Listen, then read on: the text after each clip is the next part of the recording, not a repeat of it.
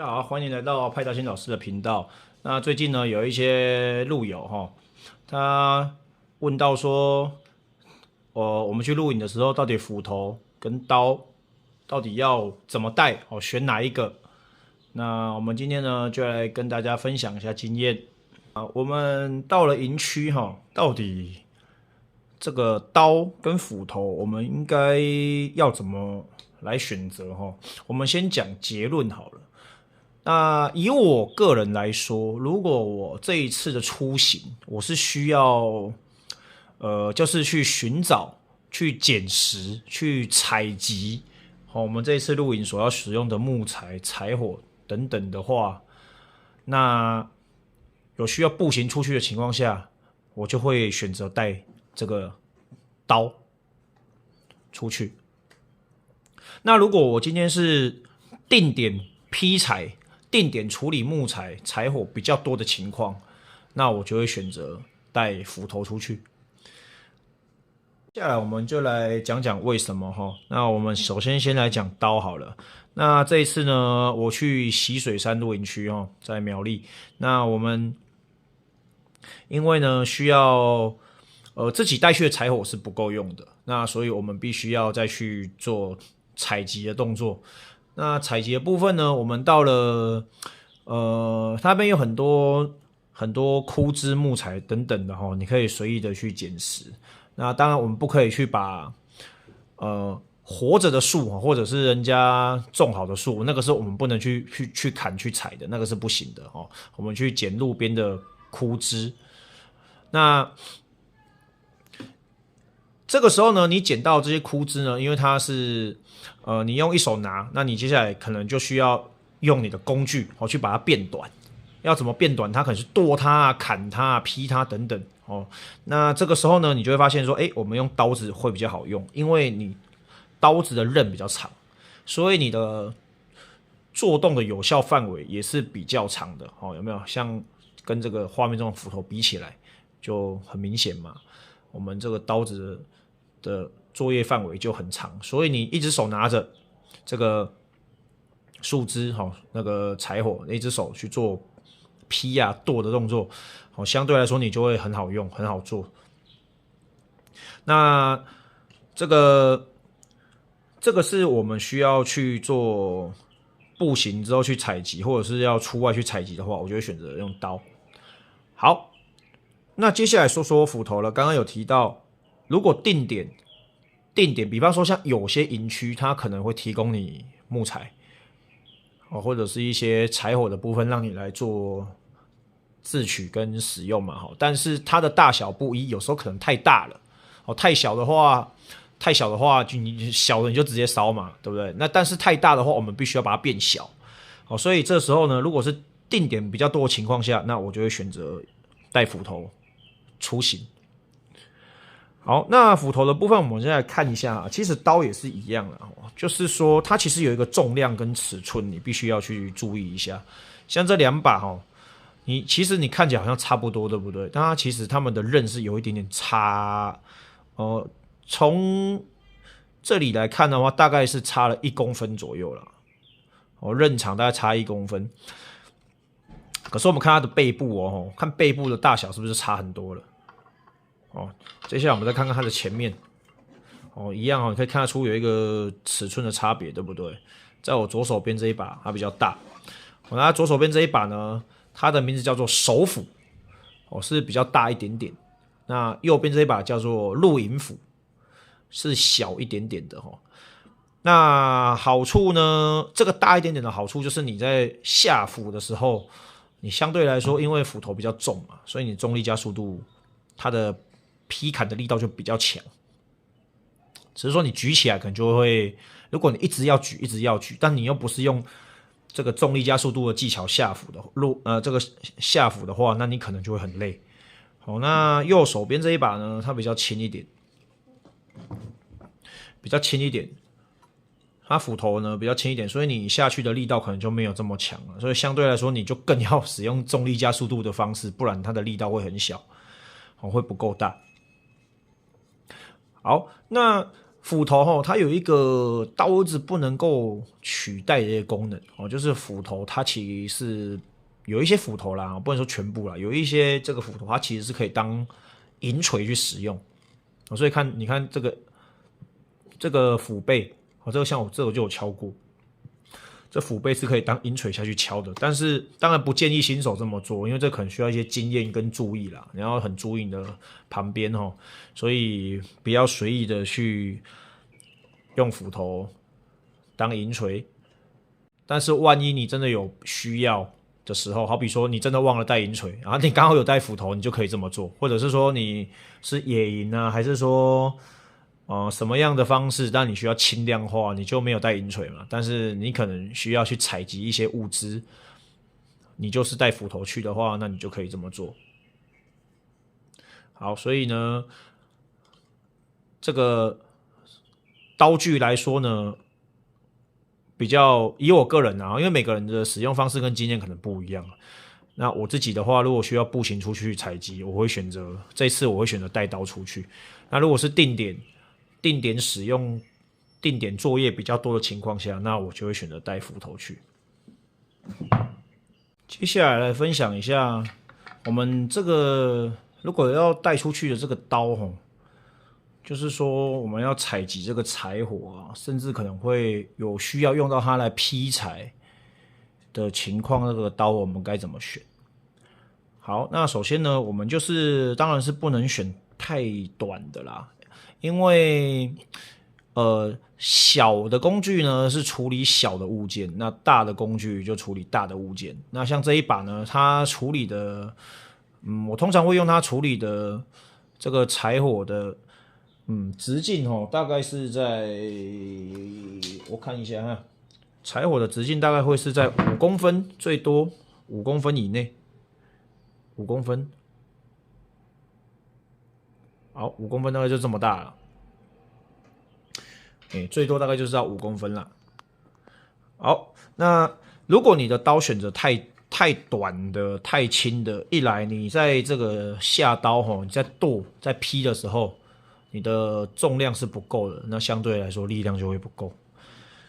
OK， 好，那当然刀有很多种了哈，我们今天就不讲说你用哪一家什么牌什么刀，那个就不讲了，我们就只是单纯的大概大方向啊，要选择。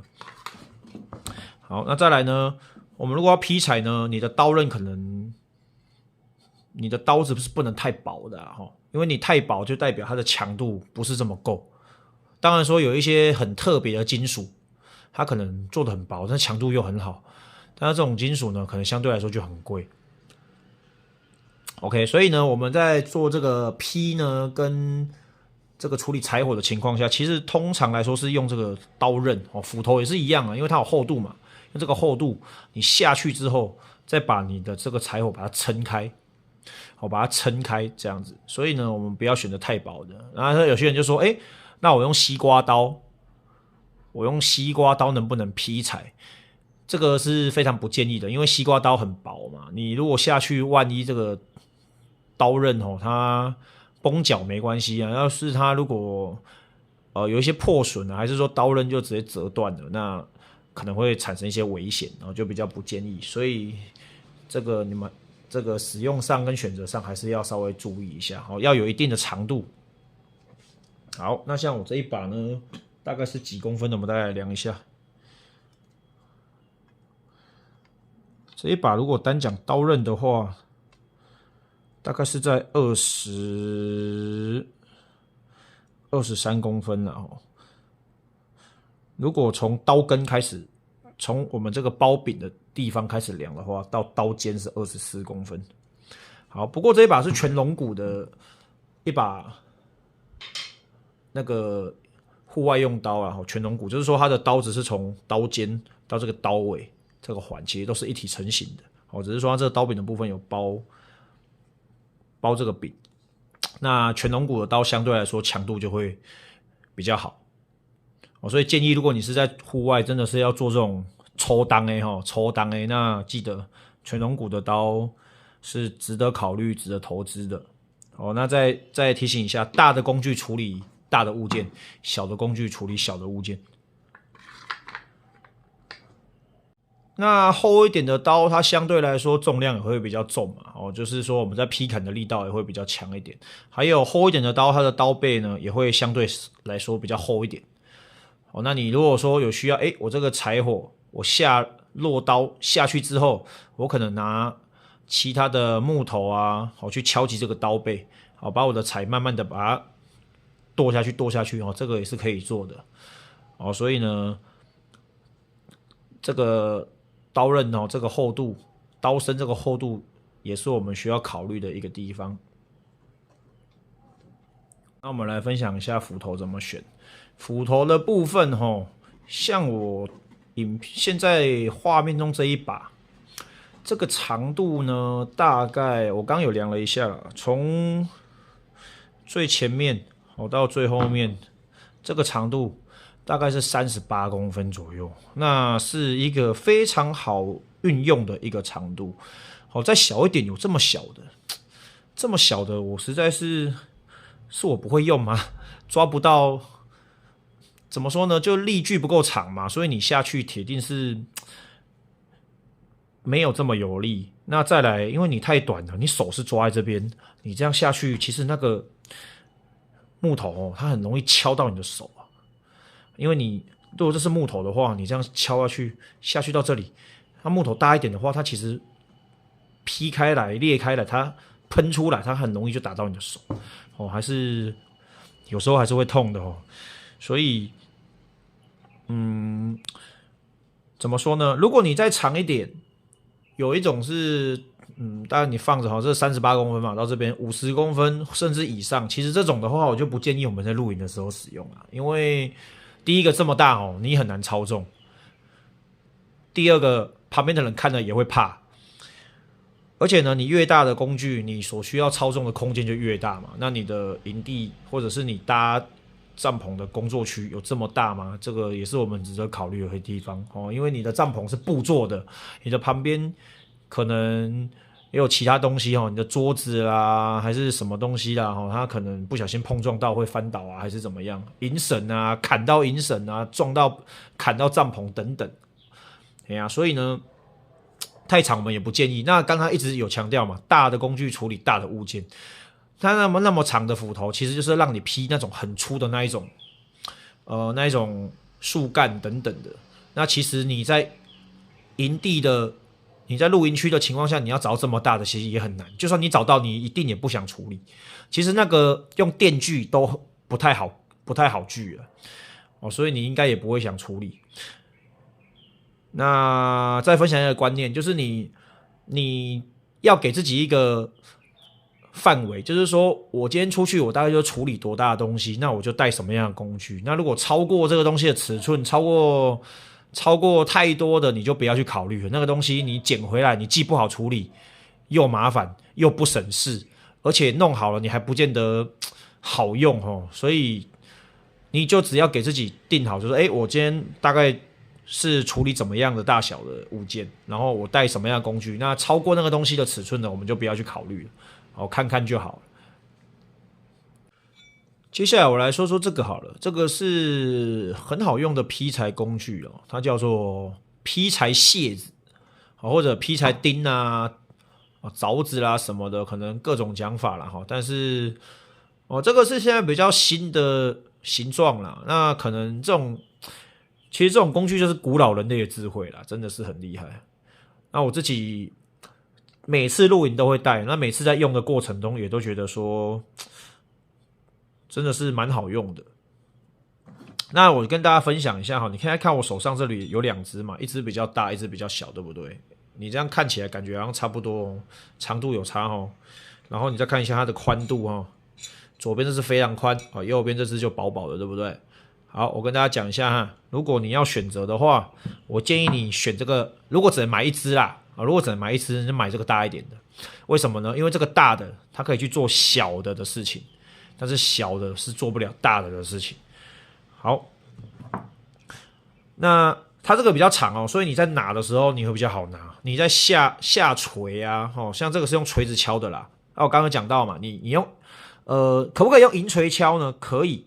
但是银锤敲这个，我发现反震力非常大。好，我有一只银锤被震到那个螺丝都喷掉了，所以反震力是非常大的。但是你用斧头敲行不行？我发现我用斧头敲还蛮契合的。所以斧头可以敲得很大力但是没有发生什么掉什么东西还是怎么样的情况。我想斧头应该也不能掉东西吧，掉了可能就很危险了。好，所以呢，这个是我蛮推荐的一个劈柴的工具。那当然你要买哪一家的，这你就自己去斟酌啦。只是我刚好就是用这一家的。那它长一点，你就相对来说比较好握。你的打下去的时候，这个可以打的深度也比较深。好，那因为它比较厚嘛，所以它可以劈开的这个木头，劈开的这个木头下去之后，可以劈开的这个宽度，木头的裂痕会比较大。那木头的裂痕越大，就代表你接下来要把它劈开的几率就更大，更好劈开来，你的木头就更容易分开。好，那像这个小一点的，它就是效率上就是没有厚的这么来的这么好啦。那通常来说，刚刚就有讲过了，我再强调一次，大的东西、大的工具处理大的物件，小的工具处理小的物件。那这个相对来说，你一定是可以处理比它大，对不对？好，但是呢，你会想说，这个劈开变小，是不是还要再用这个？不用，你基本上这个可以劈开了。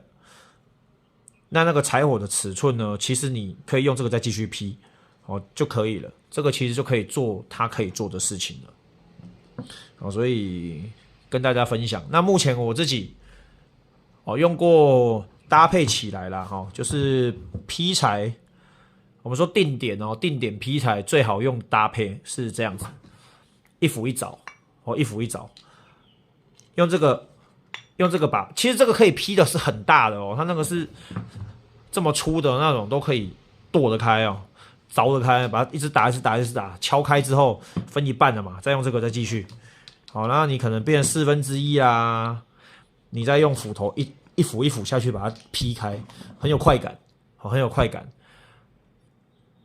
而且处理起来也蛮不错的。但是还是要提醒一下用这种重的铁质的，尤其是有点来的利的锋利这种工具，刀啊、斧啊、锯啊，这个凿子一定都要很小心，不要去伤到自己、伤到别人，或伤到旁边的东西。好，那之前有听说过有人用银钉去劈柴，很有趣，我还没试过，不过我下次有机会试试看，因为我觉得银钉的感觉就跟这个差不多厚吧，那劈下去的裂痕或者是效率好不好，我还不敢确定不过下次有机会我会玩玩看。好，那今天呢就跟大家分享到这边。好，谢谢你的观看。